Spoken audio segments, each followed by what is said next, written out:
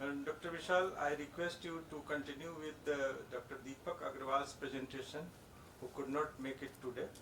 And now, please, Dr. Vishal. Coming challenges and strategies establishing a private ophthalmic practice. Now, India is about to enter the fourth stage of demographic transition post 2026. Single specialty hospitals are gaining momentum with the inception of hospital focusing on a single branch of care. Now, cataract surgery and diagnostic equipment, followed by glaucoma, form the largest sub-market in terms of revenue of ophthalmic industry. We have got to design smart hospitals that respond to present need while anticipating future changes. All successful hospitals, without exception, are built in a triad of good planning, good decision and construction, and good administration. In the era of medical insurance where NABH accreditation becomes a necessity, it's prudent to go through the NABH guidelines prior to designing a hospital. Now, size of hospital depends upon a hospital bed requirement, which in turn is a function of size of population it is serving. Now, as per the Indian Public Health Standard, annual rate of admission as 1 per 50 population, average length of stay in a hospital as 5 days. Bed occupancy is determined by the population size of the city or district and the annual rate of admission. A thorough evaluation of location, size of land and cost are factor in this decision. Now, the hospital planning can be divided into two categories. Feasibility study for the hospital to be located in a particular area and actual planning of the building and equipment. Now, in the feasibility study, we have to analyze the need for the hospital in that location, site condition, economy of the area, the catchment of the area for the patient, and availability of manpower and financial resources. The need of the hospital in a particular location. It is better to appoint a consulting firm who is specialized in hospital planning to survey the locality. In the survey, they should examine whether the local community will be able to use the hospital and whether they can afford for the services given by the hospital. Now, in the site condition, the selected site should be large enough for the future expansion. It should be suitable for building construction and it should not be waterlogged area and should be easily accessible for any direction. It should be preferably have bus route and should be on main road. Now, coming to the economy area where the hospital is going to be located, we should study the earning capacity of the people in that area so that the hospital can be designed in a moderate way or luxury way. Always we should see that services should be affordable by the local community. The facilities should be available for all categories of the people.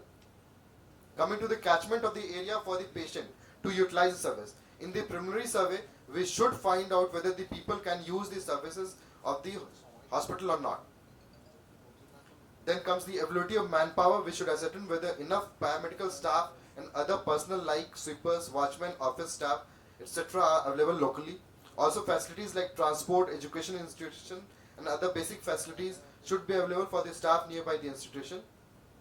Then comes the most important financial resources. We have had a separate talk on it. So I'll just wind up this fast. That more time to be spent on planning the preliminary things. In our country, we spend less time in planning, more time in executing. So by this, there will be a lot of changes in planning and also more of remodeling, which will cost more money. So we have to plan before execution. Then comes the actual planning of the building and equipment. After preliminary studies and survey, the planning of building may be done. We should appoint an architectural firm who is well versed in hospital designing. We have to prepare a master layout so that the positioning of various buildings can be located in that site. Then comes the hospital. This could be divided. We can subgroup into corporate hospital, government hospital and private clinics. Also, it can be divided into general hospital and specialty hospital like eye hospital, cancer hospital like this. In master plan, we should provide space for future expansion and the facilities should be provided in such a way that common facility like X-ray, lab, scan, etc. can be provided in a common area so that all the department can easily access those facilities. And every specialty has, according to economic condition of patient and demand from the community, the inpatient room should be designed. In some places we should have luxury rooms, where other places we may need more common rooms. Facilities should be provided in the hospital for public such as toilets, wider veranda, cafeteria, gift stores. The nursing station should be centrally located. Reception areas should be welcoming, should have a welcoming atmosphere for the people who visit your hospital. When you plan for a specialty clinic, the requirements should be discussed with the people who are going to use the department. and the layout of the various facilities should be done according to the flow of the patient.